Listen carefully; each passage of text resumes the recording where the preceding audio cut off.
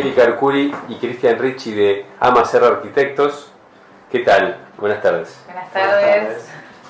Bueno, quería preguntar, ¿cómo surgió Amacerre?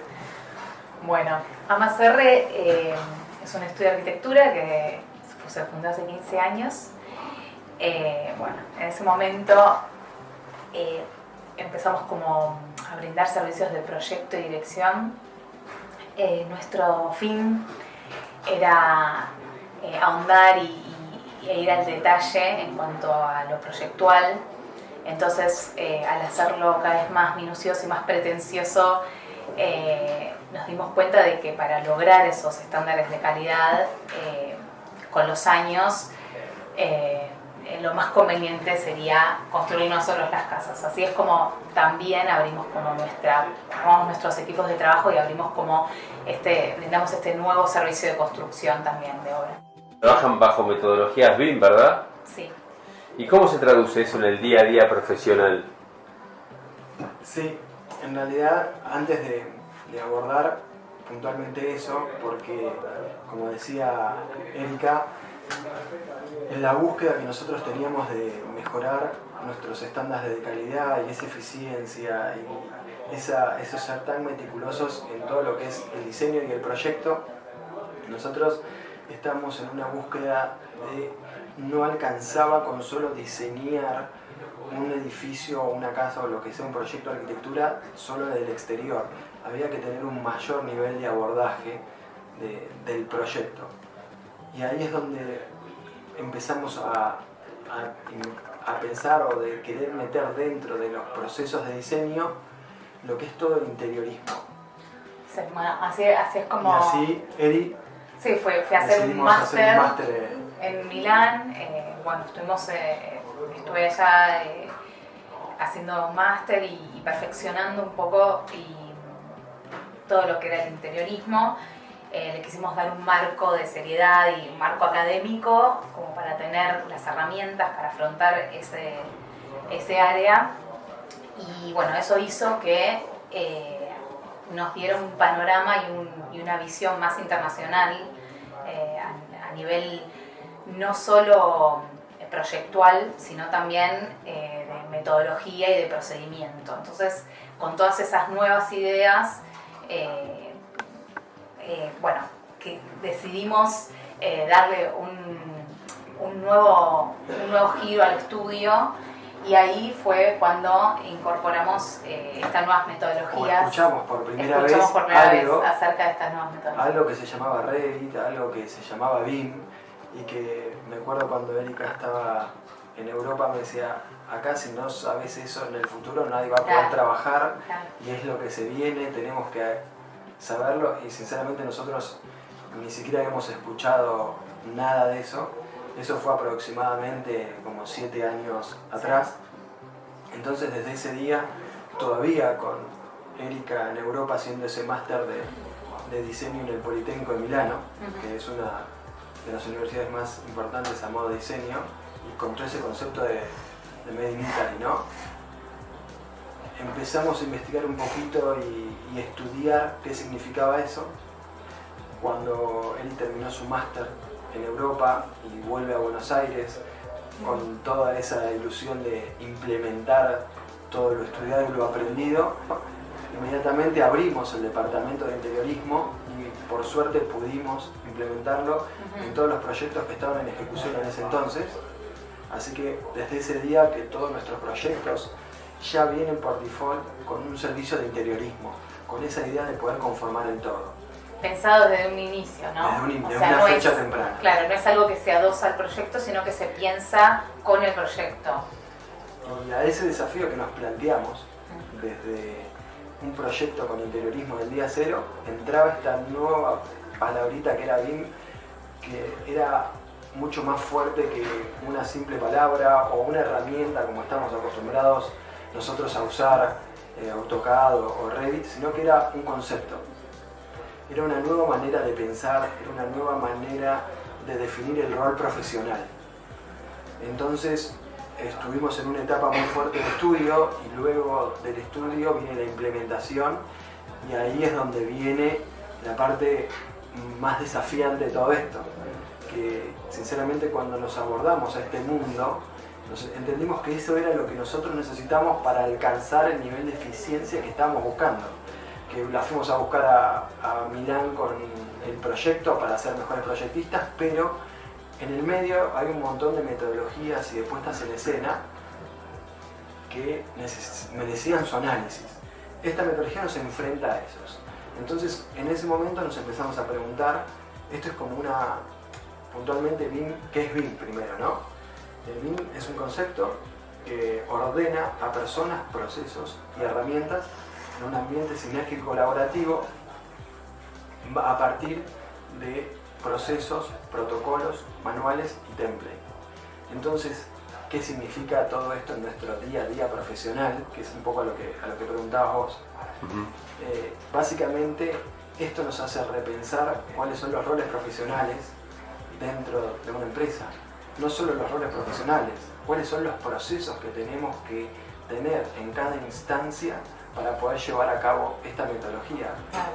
Te obliga a cambiar la estructura completamente. Entonces, básicamente es eso, estamos trabajando ahora, ahí nos entendemos que no teníamos algún proceso fijado o estipulado en un manual de cómo debemos accionar frente a cada situación que se nos iba planteando.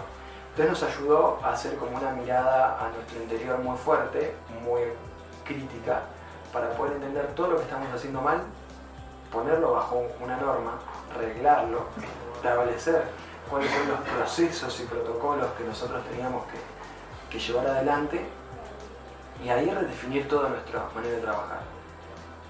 En ese redefinir roles empezamos a entender nuestra empresa como áreas.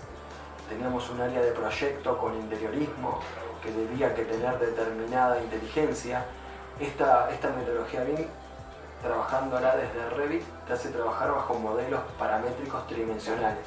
O sea, del día cero nosotros ya estamos diseñando un modelo tridimensional. Construyendo en el estudio, ¿no? Que ese modelo tridimensional tiene inteligencia, tiene metadata, y que toda esa inteligencia que uno le va incorporando luego va respondiendo y uno le hace preguntas y responde a ese nivel de inteligencia. Y como decía él, llegamos a un nivel de desarrollo de ese modelo y de la metodología que nosotros decimos que no construimos más en la obra, sino que esa etapa de análisis y construcción se hace en el estudio. Pero eso viene de la mano de ese redefinir roles, áreas. Entonces, en eso, volviendo a las áreas, tenemos un área muy marcada de proyecto y diseño, que para nosotros es súper importante y que logramos meterla dentro de los procesos. Entonces, ese modelo tridimensional tiene una determinada inteligencia para cubrir esa área y poder dar respuestas a todo lo que es proyecto. Entonces nosotros nos encontrábamos, cuando trabajamos con otra metodología antes, que teníamos, Erika diseñaba en 3D Max, en un programa de 3 dimensiones para poder entender la complejidad de la morfología, y después eso se pasaba en un programa en 2D, en AutoCAD, que no tiene trazabilidad, entonces a ojo le vas poniendo las proporciones y medidas. Después lo agarraba un renderista y el renderista volvía a modelar todo de nuevo porque había cambiado el proyecto. Entonces todo ese camino se hacía 4 o 5 veces para poder tener un proyecto en planta, como se lo mostramos al cliente, un render, imagen terminada de cómo va a quedar eso. Ahora, en esta metodología que estamos haciendo hoy, en nuestros procedimientos, se modela, Erika diseña directamente en Revit. Se produce, sí. Digamos que se hace como simultáneo, se hace una simultaneidad de acciones, ¿no? Desde el modelado para el render, las plantas, o sea, todo lo que son los planos salen automáticamente de ese modelo. O sea, uno construye un único modelo, que es la obra tal cual se va a construir, con los elementos que se van a construir, o sea, las paredes son paredes, los contrapisos son contrapisos, no hay líneas y no hay nada simbólico, sino que tienen ese nombre y tienen sus parámetros, entonces todo hace que sea real, digamos, lo que se hace en el estudio. Entonces eso, al llevarlo a la obra, ya está resuelto. Entonces empiezan a converger los distintos sistemas, por ejemplo, el sistema estructural, las instalaciones, todo empieza a ver cómo se fusiona y entonces ya se lleva todo resuelto a la obra sin tener que resolverlo ahí, sino que termina resolviéndose en el estudio. Claro, porque esa redefinición de áreas que comentábamos es, una vez que ese anteproyecto o proyecto de área de schematic design, donde estamos volcando a un modelo tridimensional toda la imaginación, una instancia de proyecto es un área súper artística, intelectual, donde le estás poniendo un valor agregado técnico. Entonces, sin romper todo ese arte creativo que se genera en una instancia de proyecto, lo logramos meter dentro de esta área técnica de que es un modelo tridimensional. Entonces, podemos decir que en esta área de proyecto toda esa creatividad se volcó en un modelo y se representa en ese modelo de manera súper eficiente. Sí.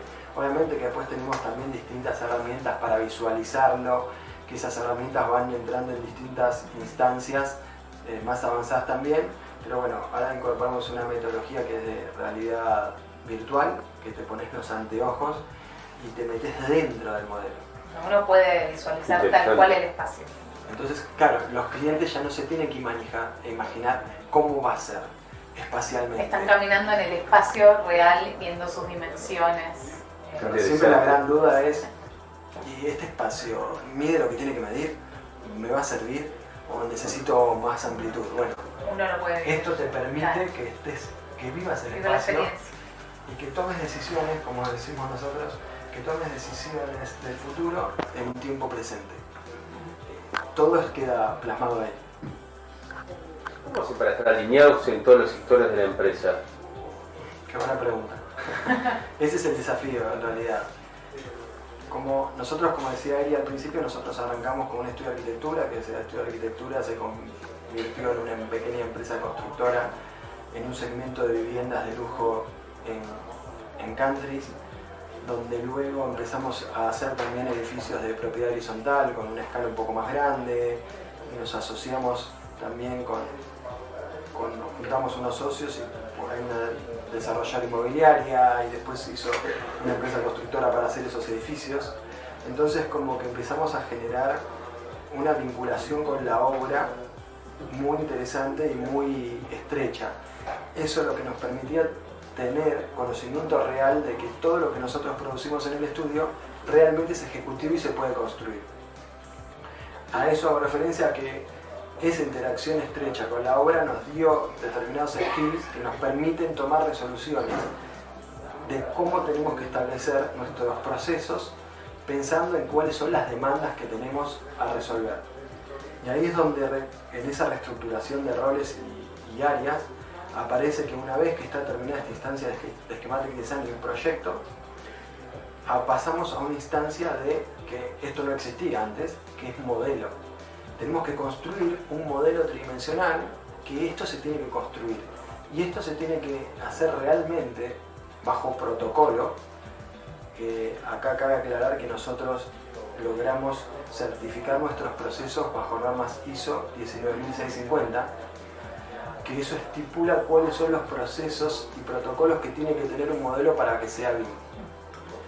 Tiene que responder determinados parámetros y determinadas, son 11 preguntas básicas que tiene que responder un modelo, cada elemento del modelo para poder categorizarse dentro de esa metodología y dentro de ese concepto. Y ahí es donde nosotros empezamos a generar nuestros manuales y nuestra metodología de cómo tenemos que modelar para que este modelo que estamos haciendo sea eficiente y sea 100% ejecutivo. Básicamente una obra o un proyecto de arquitectura tiene 3 estadios muy marcados. Uno inicial de proyecto, otro de construcción y un último que es Facility Management, es operación y mantenimiento. Generalmente los estudios de arquitectura no piensan en cómo se tiene que mantener lo que se está haciendo. Esta metodología de alguna manera te obliga a tomar decisiones de manera temprana y te hace pensar que en una instancia de proyecto vos tengas que empezar a tomar decisiones de cómo se va a construir, pero también decisiones de cómo eso se va a mantener. Porque el mismo modelo, como decir que hay un único modelo, es como en la obra. ¿Cuántas obras vamos a hacer? No vamos a construir 10 edificios con este proyecto, es un edificio. Motivo por el cual hay un modelo, no hay 20.000 versiones de modelos, hay uno solo. Y ese único modelo tiene que ser trazable en todas las instancias. Tiene que responder a las necesidades que surgen en un área de proyecto, tiene que responder a todas las necesidades que surgen en la instancia de construcción y darle toda la inteligencia que se merece. Y cuando se termina la obra, el propietario, los inversores, el cliente, el usuario, el operador de ese edificio, tiene que tener ese modelo preparado para hacer todas las instancias de simulación que tiene una operación y mantenimiento. Porque vos le podés decir al modelo, nosotros en el ambiente de la construcción, como usuarios y consumidores finales de edificios, no estamos acostumbrados a mantener los edificios preventivamente, sino que lo hacemos correctivamente. Vimos la mancha de humedad, hay que arreglarse, pinchó un caño. En cambio, por ejemplo, con los autos, todos sabemos que a los 10.000 kilómetros le tenés que cambiar el aceite, tenés que hacer un recambio de rotación de cubierto. Entonces, eso es preventivo. Antes de que me pase algo, lo abordo. En los edificios no está tan metido eso, pero imagínate un edificio de oficinas que tiene un dueño, un hospital, que no es que hay uno solo el dueño, y hay uno que lo opera y hay uno que lo mantiene. Si no hace eso preventivamente, son todos problemas. Entonces esto se puede arreglar, se puede programar, se le ponen códigos QR a los elementos, vos los escaneás y te dice cuál es el estado de una bomba, hay que pintar esta pared, o te recuerda cuándo tenés que volver a hacerlo.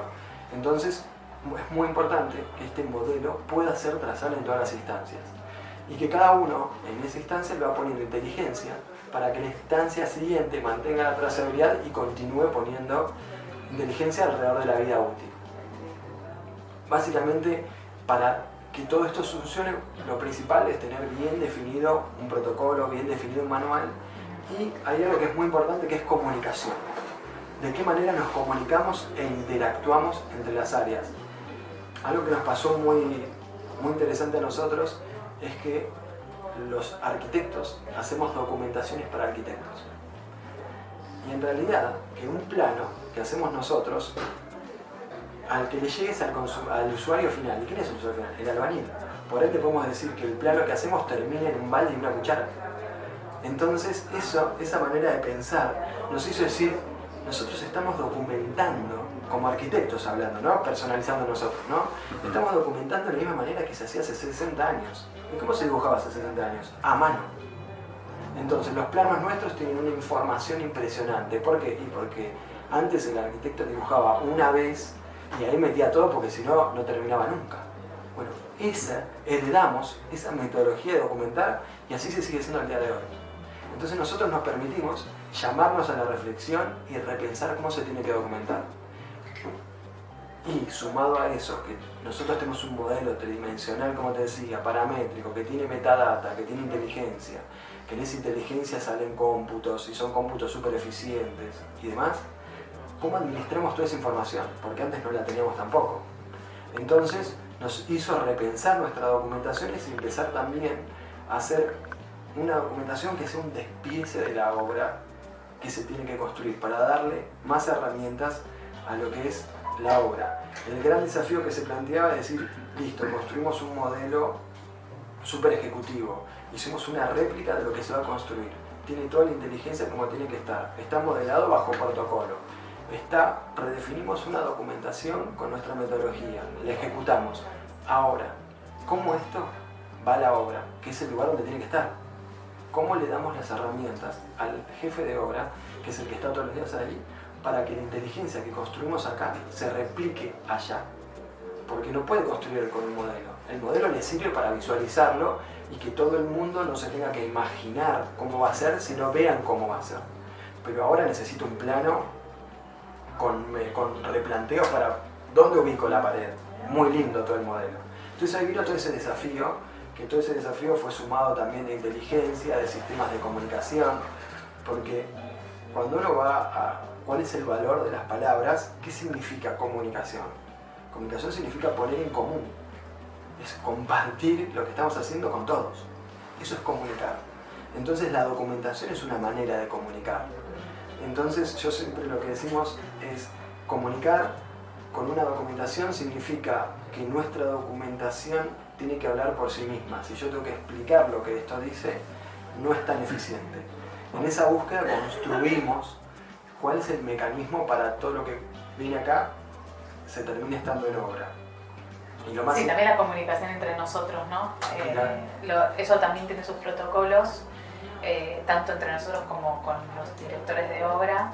Tenemos una plataforma en donde ahí figura todo, entonces no hay palabras que se las lleve el viento o te dijo, me dijo, sino que queda todo documentado también dentro del sistema y bueno, y queda todo archivado, queda un archivo, digamos, y eso es trazable, ¿no? A partir del modelo. Siempre el que está en la escena de juego es el modelo, está enfrente de nosotros. Nuestras correcciones pasan por ahí todas, o sea, como que todo está ahí. Entonces no hay nada que se pierda. Me imagino que de esta manera, esta metodología de trabajo atrae mucho público, o qué tipo de empresas captan. La realidad es que nosotros en todas las obras que hacemos trabajamos con esta metodología, no importa la escala. La realidad es que lo que tiene esta metodología es que trabajar con un modelo bajo protocolo después empieza, te decía que vos le preguntás y te da respuestas. ¿Qué tipo de respuestas te da el modelo? Y empezás a tener cómputos muy eficientes, ¿no? Entonces empezás, por ejemplo, si a nosotros nos podés contratar una instancia de proyecto, ya de cero vamos a trabajar con toda la metodología. Pero tal vez vos sos un inversor y tenés una desarrolladora y ya tenés tu arquitecto y tenés tu empresa constructora, pero te interesa la metodología porque en definitiva lo que hace esto es generar un ahorro de costos muy significativo. También entramos ahí como si fuésemos un project management o un BIM manager, en donde lo que hacemos es el proyecto de arquitectura transformarlo a un modelo BIM. Y dentro de ese modelo BIM dan todo el servicio que significa al que nosotros llamamos dirección de obra ejecutiva, ¿no? Otra vez volvemos siempre como a lo mismo, redefinición de roles profesionales. En esa área de dirección de obra ejecutiva lo que hacemos es poner a disposición el modelo de la obra. Antes había mucha información que no teníamos, que desconocíamos, a tal punto que, bueno, nosotros en pandemia nos agarra con un edificio de 3.000 metros cuadrados en una etapa de submuración en el subsuelo un poco peligrosa. Y como ya más o menos sabemos, tuvimos 15 días de pandemia, esos 15 se transformaron en 30, 45 y parecía que de 15 en 15 no se terminaba nunca. Y así llegamos a 10 meses cerrados. Tremendo. O sea, ¿qué hacemos? ¿En qué ocupamos el tiempo? Empezamos a preguntarnos en un momento. Entonces, en una de esas decisiones ya teníamos el edificio todo documentado, computado, perfecto. Vamos a hacerlo de nuevo, en esta metodología. O sea, había que invertir, por así decirlo, ¿no? Porque ya estaba todo terminado el trabajo. Tomamos la decisión, lo hicimos, y pasamos todo el edificio bajo metodología. Lo que nos sirvió eso es en algo que eso desencadenó, en algo que nosotros hoy llamamos que tenemos un laboratorio. Pero antes de ir a eso, ¿qué nos dio ese análisis? Nos encontramos que yo estaba con los ojos vendados, literal. Yo entendía que el valor del metro cuadrado era 1, pero tener datos tan precisos y tanta eficiencia, por ejemplo en los cómputos, que es la base de un presupuesto, nos hizo dar cuenta que teníamos un desvío en el área de cómputos aproximadamente de entre un 12 y un 14%, que es un montón de plata. Llevas 2 números. Pero eso no significa que el que lo computó el edificio era alguien que no estaba capacitado o a la altura de esa tarea. Por todo lo contrario, empezamos a pensar, bueno, una persona que hace cómputos en una empresa, ¿qué tareas tiene que hacer? Bueno, primero que no es el que hizo el proyecto, por ende tiene que entender e interpretar un proyecto que hizo otro. Luego, en una situación de 2 dimensiones, tiene que ponerlo en 3 dimensiones en su cabeza, lo tiene que imaginar y ahí lo tiene que computar. Cuando escuchás esto decís, ¿y qué posibilidades hay del error humano? Infinitas, un montón. Bueno, ese error humano se transcribe a un 10, 12, 14%, depende del caso, que cuando lo llevas a plata es un montón de dinero. Pero es un montón de dinero que en realidad vos ya lo estabas poniendo porque venís acumulando ese error obra tras obra. Es un dato que se pone arriba de la mesa que antes ni siquiera sabías que existía. Ya se convierte en precio por metro cuadrado. Claro, es una variable. Claro. Entonces de repente empezás a ser más barato por metro cuadrado, que representa casi como $100 por metro cuadrado, solo por ser más eficiente. Y todavía no estamos hablando de desvíos ni de nada de una construcción. Entonces eso es lo que empieza a dar de esta metodología. Bueno, lo mismo las instalaciones. O sea, esta metodología hace también que tengan la cantidad de piezas exactas.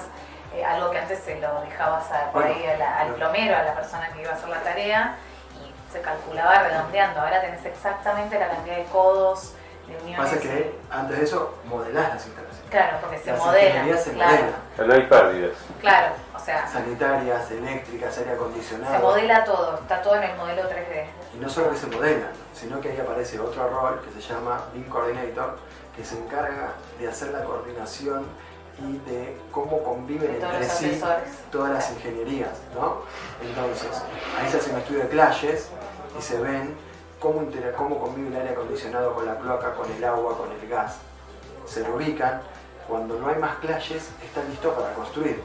Y a medida que vos vas modelando, ya sea una pared o un caño, como decía Erika, o un aire acondicionado, te va dando el listado de materiales exacto que necesitas. Entonces, tener toda esa información te hace decir, ¿cuál es el rol del jefe de obra? Porque ahora tengo más información.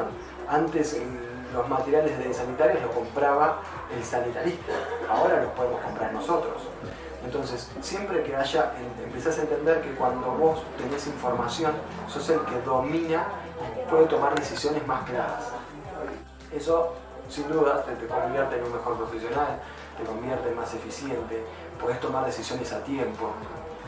Y aparte permite controlar mejor, porque si falta una pieza es que se perdió o no la entregaron, o sea, es como te da justo el número exacto de material que tiene que llegar a la obra. Entonces si falta es porque algo sucedió. Eso te da el poder de controlar y de no desperdiciar parte de dinero, ¿no? O sea, casi no hay margen de error, digamos. Claro, exacto. O sea, te da como la precisión para poder controlar realmente los materiales. Impresionante, me imagino que eso debe ser la novedad y porque es innovador elegirlos, ¿no? Ese es como, sin duda que es novedoso. La metodología no está muy extendida por todos lados, creo que de hecho en Argentina somos pocos los que podemos trabajar así desde una instancia de proyecto a una instancia de Facilities Management con un modelo bajo protocolo. Pero bueno, lo más importante acá es quién sería el consumidor, ¿no?, de esta metodología. Como te dije, nosotros en nuestras obras, en todas está, pero creo que lo más importante acá es que para poder contratar un servicio como estos, primero hay que hacer un cambio conceptual en la manera de entender y de pensar los costos de una obra. Que para nosotros esto es un nuevo paradigma de la arquitectura, pensarla de esta manera. Nosotros estamos a nosotros nos pasa hoy día también que hemos contratado, nosotros solo no tenemos que hacer la construcción y ya hay un proyecto que es otro estudio, y el gen que tenemos, o que teníamos nosotros y ahora pudimos sacarlo gracias a esta manera de trabajar, es, bueno, después lo definimos en obra. Ese bueno, después lo definimos en obra, te hace no resolver nada en fechas tempranas, dejarlo todo para el final, atrasos, demoras adicionales, volver a comprar materiales, y eso es lo que tratamos de evitar y buscamos. Entonces, el primer concepto es tomar decisiones de forma temprana, y cuando haces todo esto, lo que generas es empezar a tener desvíos, romper con los desvíos. Una obra depende de los metros cuadrados, obviamente, ¿no? Pero puede llegar a tener hasta $100 por metro cuadrado de desvíos o más. Ahora, si yo te digo, contratando esta metodología, te minimizo esos errores en un 90%. Podemos decir que de $100 de desvío que tenías, te estás ahorrando 90. Es como que vos me das $10 a mí y yo te devuelvo 100. Me dices, es un lujo trabajar con vos. Bueno, es algo así. O sea, tomar esto como un costo extra, porque te decís, pero yo tenía mi arquitecto y tengo mi constructora, y ahora tengo que sumar el costo de hacer todo esto bajo metodología y el costo de este servicio de dirección de obra ejecutiva bajo metodología. Bueno, pensarlo como un costo, sin dudas, es un error, porque lo que hace esto es optimizar tanto todos los costos ocultos y no ocultos que tenés, que en realidad pagando todo ese servicio extra, como por así decirlo, generás más ahorros aún. O sea, pagás 10 y te vuelven 90 en retribución de eso. Conceptualmente eso es un poco lo que te devuelve trabajar bajo esta metodología. Pero bueno, son infinitos los escenarios de control que nosotros hacemos y construimos para una instancia de obra. Por ejemplo, otra cosa muy importante que hacemos como dirección de obra ejecutiva es modelos 4D.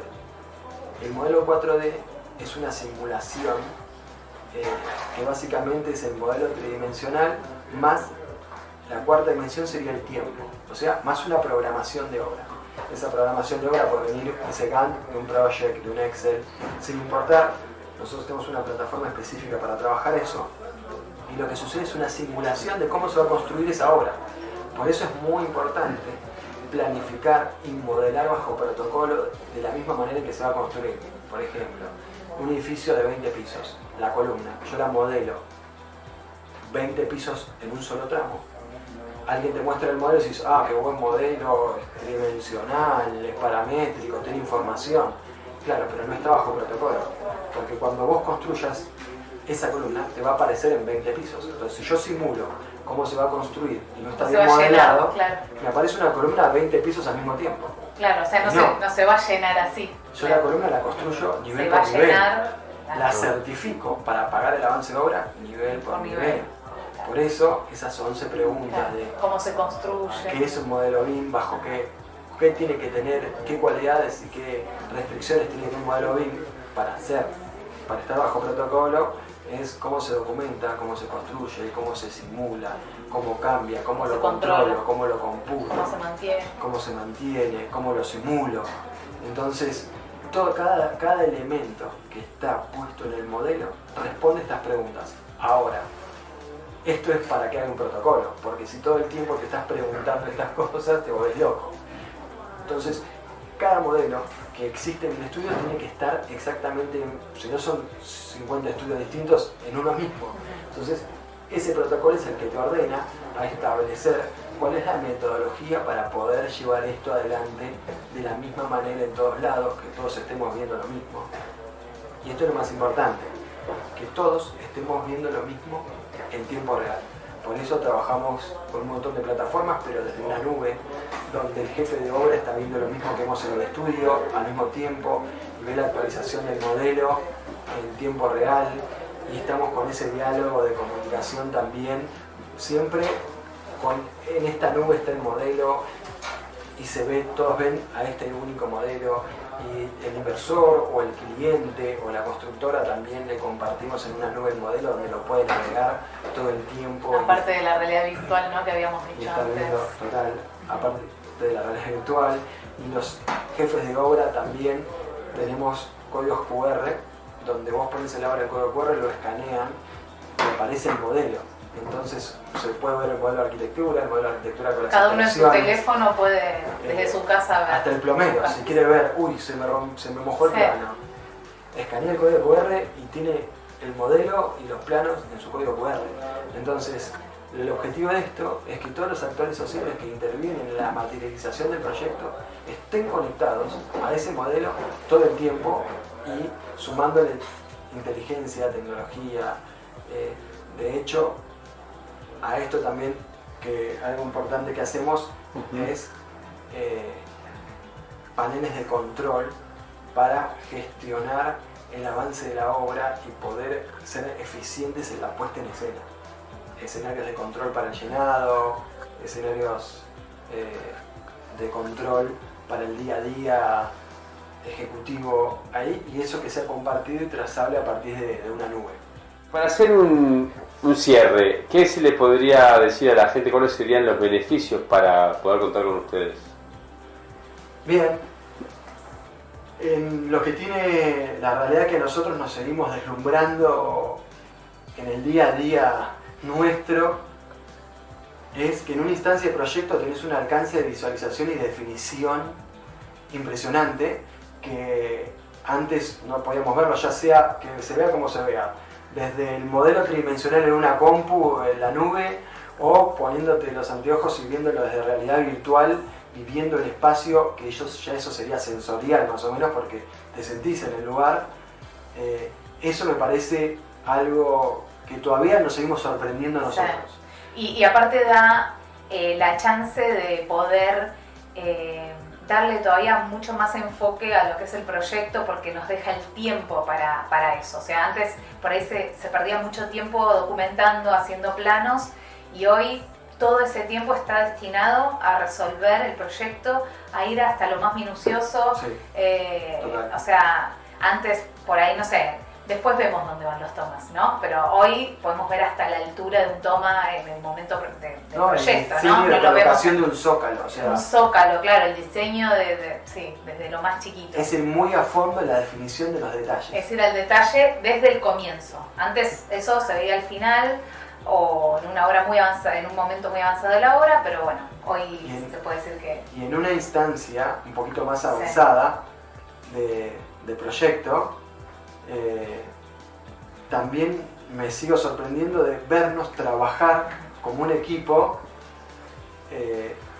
donde decís, mirá cómo estamos trabajando dentro de esta estructura de AMACR en un equipo, coordinando, viendo las instalaciones, cómo se cruza el incendio con la cloaca, con la estructura, con la arquitectura, y que al final de todo ese camino y ese análisis, al consumidor final, ya sea un cliente de una casa o de un edificio de 40.000 metros cuadrados, quede un modelo tridimensional con toda la instalación conforme a obra para mantenimiento, para lo que sea, me parece un avance en el rubro de la construcción muy significativo. Y después, ya sin lugar a dudas, los ahorros de presupuesto y costos que esto genera en obra, a partir de eficiencia, errores y demás.